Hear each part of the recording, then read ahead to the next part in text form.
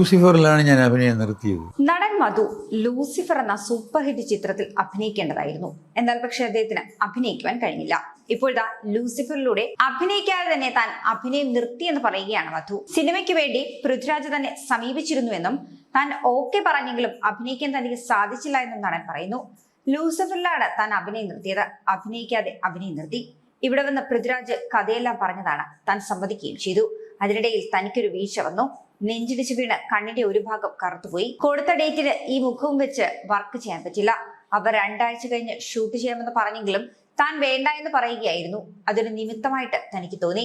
മതിയടാ, ഇനി നിർത്തിയെന്ന് സ്വയം പറഞ്ഞതുപോലെ തോന്നിയെന്നും മധു പറയുന്നു. അത് കഴിഞ്ഞ് 2-3 വർഷം കഴിഞ്ഞ് മമ്മൂട്ടി കയറി വന്നു.